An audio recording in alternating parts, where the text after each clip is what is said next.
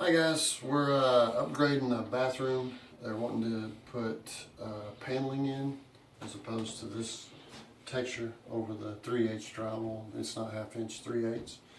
We're going to pull the batten strips off, pull the trim off, and we pull these cabinets down and cut it down to size. That way it'll make it look real clean, and we'll take you as we go through it. Here we go, we're going to pull the trim off. And we're back. We've got the shelves down. They had some strip screws. We had to take and put a screwdriver on a small pry bar, and as it was spinning, backing out until it catch, and then even then one or two of them didn't come out. But the next thing is to drive down all the nails. So how do you see that? Sometimes it's pretty hard. So what I usually do is I run a hammer and I'll find them.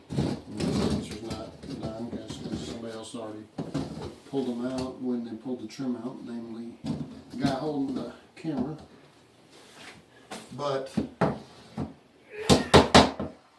might not even see it. You feel it when you run a hammer over it.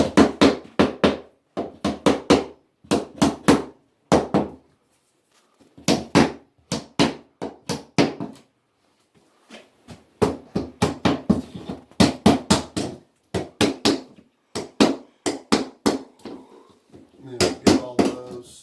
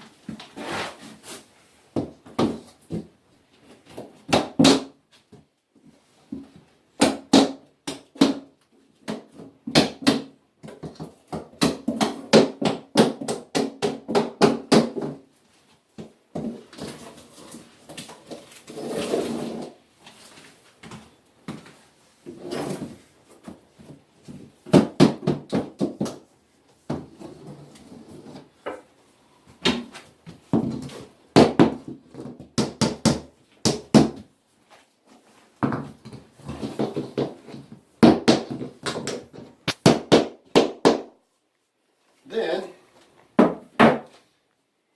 I've decided that I want to start over here because when I put this piece in and then this piece in, these pieces will hold them in place. And then I'll go that direction. If we're short, which I don't think we will be on material, we'll be in the open area and be easy to come back and fix. He's the one that bought the material, so I don't know for sure. It looks like he had plenty.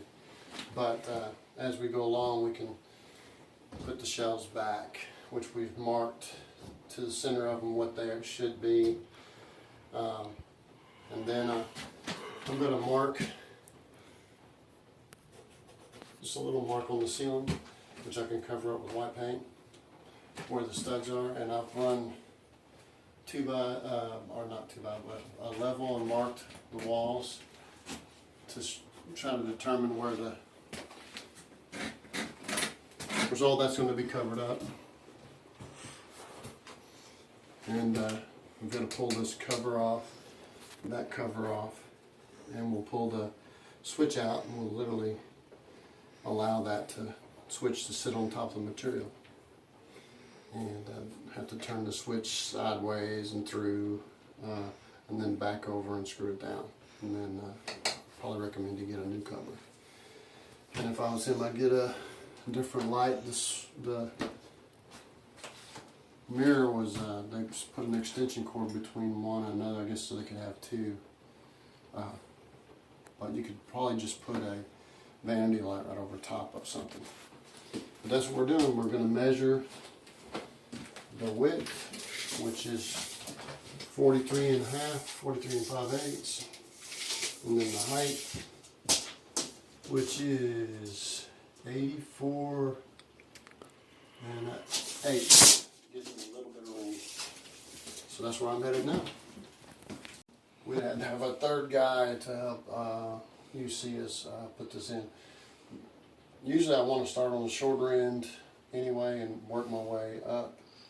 That allows you to get the piece in that is smaller. If you start with the big end first, then it ends up being difficult to get in, but you can still do it. You have to keep up with where your top is and where your bottom is, and then we cheated and used a pry bar to lift up a little bit. It's not much. I would rather have the gap on the bottom than on the top. This is a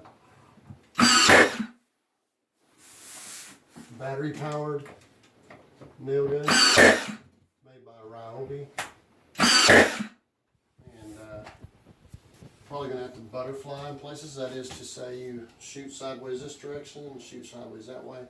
That way it'll stay in, and not, if you go straight in, it'll pull off.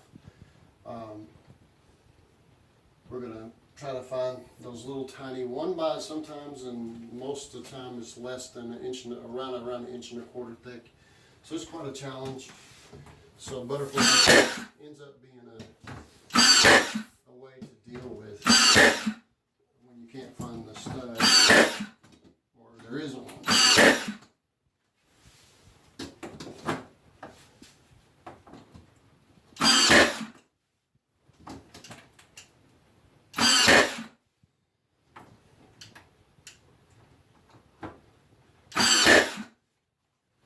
Kind of missing my pass load angle finisher because it let it get into corners better, but this works.